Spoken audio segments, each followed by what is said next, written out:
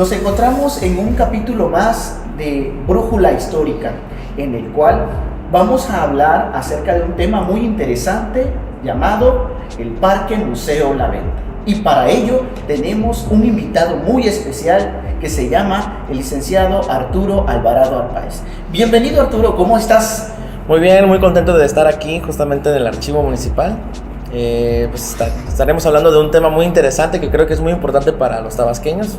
Es un recinto que desde niños nos llevan a ese espacio y que al momento de visitarlo nos asombramos con las maravillas naturales y arqueológicas que componen justamente el museo. Y es precisamente ese museo muy representativo para Tabasco. Yo creo que en todo momento o en todo lugar se ha hecho referencia a él. Pero dime, ¿cómo surge esta, digámoslo así, que te guste hablar acerca de este tema? ¿Por qué te gusta tanto el Museo La Venta? Bueno, yo entré en el 2019 como voluntario ahí en el museo. Fue justamente cuando participé en el servicio social. Después hice mis prácticas profesionales y después me quedé allí. Quise actuar como voluntario, gestionando eventos, participando activamente en lo que es, digamos, en el acompañamiento con el personal. No necesariamente con arqueología, sino también con cuestiones biológicas. En algún momento tuve esta idea, me hacía interrogantes del cómo surgió este museo, porque habían como muchas perspectivas, ¿no? Había muchas narrativas acerca de ello y algunas no me convencían. Entonces fue allí cuando tuve mi primera interrogante de cómo se originó el Parque Museo de la Venta, y a través de ello pues quise justamente proponerlo para un trabajo de tesis de licenciatura. Y esto es muy importante, lo que tú has mencionado. Quisiera que nos contaras de qué manera surge este proyecto, cuáles fueron las estrategias que se utilizaron en su momento para que pudiera realmente hacerse realidad. Ok. Desde que Pellicer justamente se mantiene aquí a Tabasco, más bien cuando llegó aquí a Tabasco en los años 40, a mediados de los años 40, no había museos aquí en Tabasco. Por lo tanto, habían algunos pequeños proyectos allí, y en el momento que le propone al maestro Francisco J. Santamaría de crear un museo, se estuvo, gestando, se estuvo construyendo el Museo de Tabasco, que se inauguró en 1952 y fue enfocado justamente a todas las culturas mesoamericanas que se quedaron aquí, que se asentaron en nuestra región, en el trópico, pero hacía mucho énfasis con los olmecas, porque años atrás, en 1942, la Sociedad Mexicana de Antropología, dirigida por Alfonso Caso, había designado a la cultura olmeca como la cultura madre. Bajo esos preceptos o bajo esos sentidos, Pellicer consideró a Tabasco como la cuna de donde se originó la cultura madre, ¿no? La matriz de las culturas mesoamericanas. Por eso es que el Parque Museo de la Venta no es la extensión del Museo de Tabasco, pero sí es prácticamente un proyecto en el cual le dio un empuje a la identidad tabasqueña, y que el tabasqueño se asumiera ante la belleza arqueológica, ¿no? Esa identificación con el pasado remoto. Y además de esto, tanto el Museo de Tabasco como el Parque Museo de la Venta se complementan, ¿no? Yo creo que nos abren una nueva perspectiva de cómo esta cultura, más allá, yo creo que durante el tiempo que tú nos has mencionado, 1950, había más, como que un poquito más de conocimiento acerca de la cultura olmeca que de la misma cultura maya, que también está imbuido Tabasco en eso, ¿no? Pero a todo esto hay un personaje central muy importante para el desarrollo de este museo, Carlos Pellicer. ¿Cuál es la importancia de Pellicer para la elaboración de este proyecto? En el contexto que se estaba manejando en ese momento, en la venta en Huimanguillo, estaba ocurriendo una situación desagradable en el momento que se encontró un yacimiento de gas. La empresa de energéticos empezó a desolar partes del polígono arqueológico que componía justamente la antigua ciudad, y eso ocasionó que algunas estructuras de arcilla se fueran perdiendo, se fueran desolando, provocando que los monolitos estuvieran vulnerables a la destrucción de aquella empresa. Por lo tanto, Carlos Pellicer tuvo la iniciativa de crear un proyecto en la conservación de esos monolitos, y obviamente la idea era trasladarlos o reubicarlos de La Venta hacia Villahermosa. Y es curioso porque en los periódicos de los años 50, en el periódico El Momento, Pellicer accedía a unas entrevistas y él quería que Tabasco tuviera una jerarquía turística, y también lo complementaba con las cuestiones educativas, porque al final de cuentas Pellicer también fue maestro de secundaria, fue maestro de preparatoria, y a Pellicer le gustaba obviamente las clases en las áreas formales, pero también llevaba a sus alumnos a expediciones, ¿no? A visitas en los sitios arqueológicos.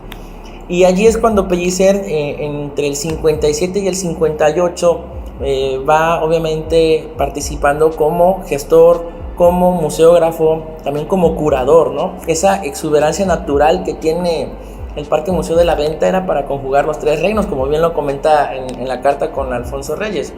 Quería conjugar el reino vegetal, es decir, todo el ecosistema vegetal. Está también el reino animal y el reino mineral, que en este caso serían las figuras arqueológicas.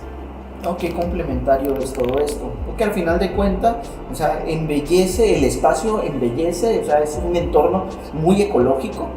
A final de cuentas, yo creo que desde ese momento en el que todavía la ciudad no comía esa parte del terreno donde se asentó el parque museo, era una visión completamente diferente, o sea, un entorno de naturaleza exuberante.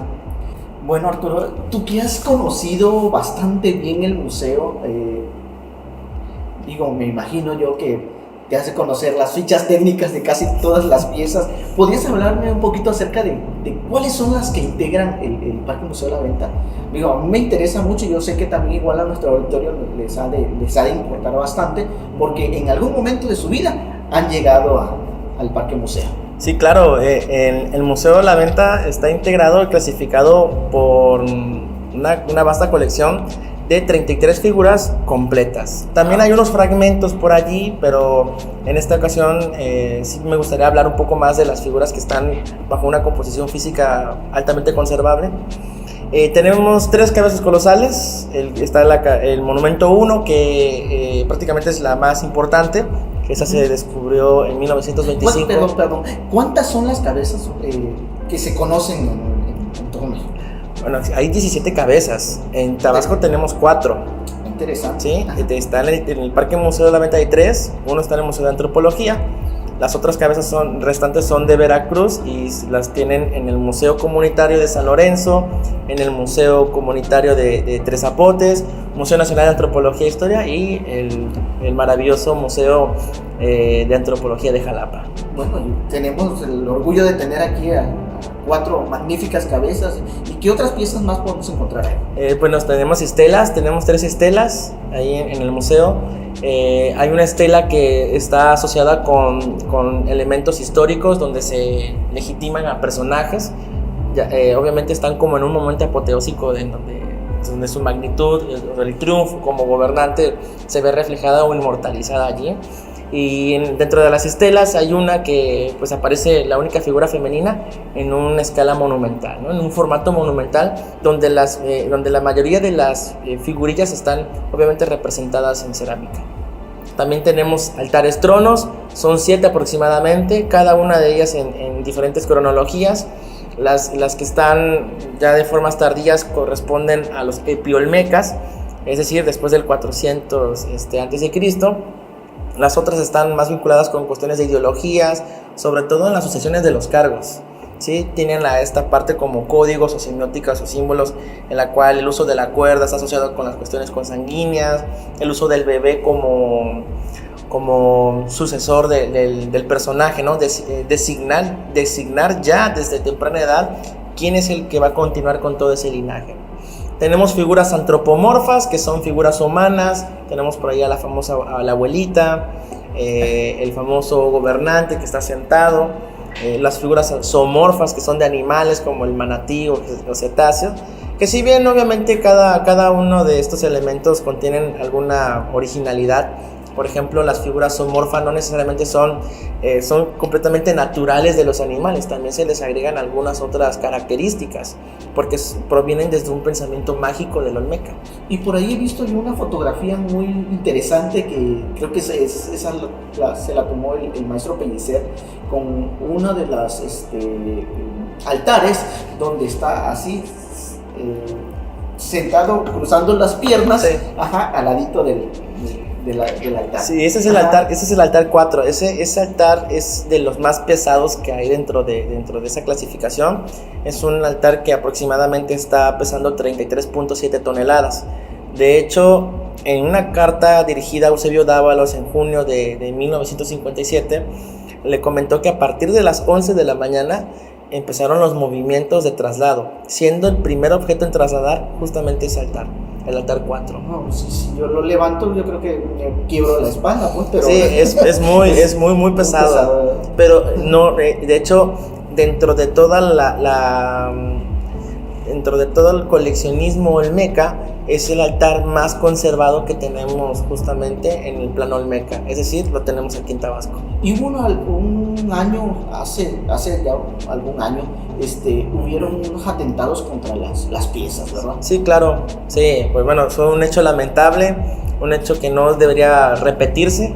Estos efectos antrópicos generados por el ser humano han obviamente auspiciado el atentado directo contra las figuras, y tiene que ver por cuestiones dogmáticas, ¿sí? Cuestiones religiosas. El primero fue en el 2009, en donde un grupo de dos tabasqueños y un extranjero de origen estadounidense pues mancharon las figuras. En este caso estaba compuesto por jugo de uva, aceite y sal. Entonces si mezclamos esos elementos, el jugo de uva mancha cualquier superficie, el aceite y la sal actúan como fijadores. Entonces, para poder quitar la mancha se tuvo que utilizar la técnica de vapeo, la cual sí puede generar también efectos adversos a la superficie rocosa. En el 2018 fue un grupo de indonesios quienes mancharon aproximadamente unas 13 o 15 piezas, pero lo afortunado fue que utilizaron aceite de bebé compuesto por agua. Entonces las manchas sí se pudieron quitar de manera efímera, ¿no? Rápida. Y todo esto que forma parte de nuestra propia cultura, ¿cuál es la importancia que tiene el museo para todos los tabasqueños? ¿Y cuál es la importancia también de mantener y de conservar estas piezas? Bien, el museo, a partir de sus 66 años que va a cumplir justamente este museo, su fundación fue el 4 de marzo de 1958, es decir, ya lleva una larga trayectoria este recinto cultural. Pero en mis investigaciones he llegado a la conclusión: este museo ha formado la identidad de los tabasqueños, ¿sí? Le dio una pauta en donde el tabasqueño puede asociarse con esa historia, ¿no? Con ese pasado. Y no es un pasado que obviamente se quede marcado dentro de los libros, sino es un lenguaje visual que mantiene también el tabasqueño y se identifica justamente con ello, ¿no? Tenemos el equipo de béisbol que se llama los Olmecas, hay productos de horchata olmeca que es muy rica, por cierto. La plaza, ¿no? Todo está vinculado con cuestiones olmecas, ¿no? Pero eso surge a raíz de las gestiones y también de la promoción que desde el propio Pellicer se estuvo realizando, ¿no? El Museo de Tabasco y el Museo de la Venta, construidos en los años 50, generaron una institucionalidad a los museos, y de allí mantener una línea educativa junto con ellos. Entonces es necesario conservarlo, preservarlo, no, para las siguientes generaciones que vean ese atractivo, porque lamentablemente a veces no conservamos con lo que tenemos, no nos sentimos orgullosos con lo que tenemos, ¿no? Entonces hay demasiado trabajo por hacer para darle divulgación y difusión de su contenido. Y bueno, y pues al menos de manera personal es mi segunda casa. No me he desapegado tanto del museo, a pesar de que tengo otras cosas que hacer. Sigo todavía firme en seguir visitando. Cada vez que yo entro al museo es como volver a conocerlo, ¿no? Ahí dejaste tu ombliguito, ¿no? Pues sí, es algo muy particular y bueno, yo les invito a la gente, a las personas, al público en general, que visiten con sus familias, conozcan un poco más de ese pasado que nos representa, ¿no? Que nos identifica.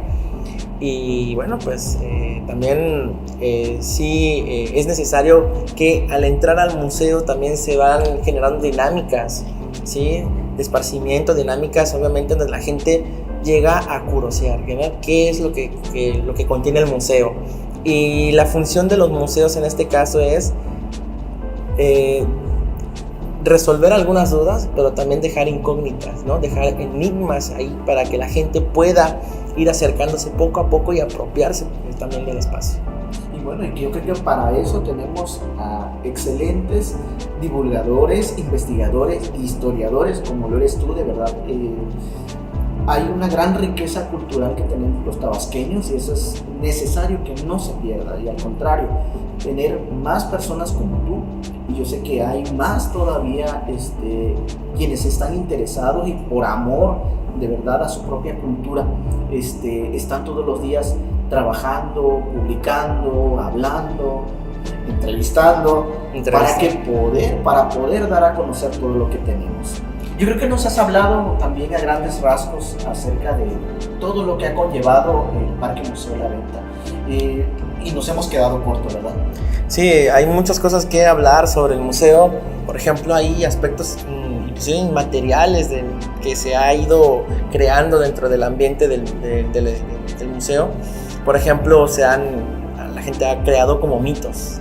Por ejemplo, de que hay una cabeza falsa, que de las apariciones de Carlos Pellicer supuestamente por allí, también de algunos sucesos que se han ido documentando por allí, de aspectos inclusive hasta sobrenaturales. Necesitamos que vea Extra Normal para que no saque la duda, ¿no? No, pues cuando gusten puedo venir otra vez y contarles claro. acerca de esos. Es un espacio abierto especialmente para ustedes, para que nos den a conocer todo lo que ustedes saben acerca de este parque, grandioso parque. Y yo creo que va a ser importantísimo seguir divulgando esta información, y sobre todo pues también agradecerte ya por último tu presencia aquí en este espacio, en el Archivo General Municipal, para que nos hables acerca de este gran tema.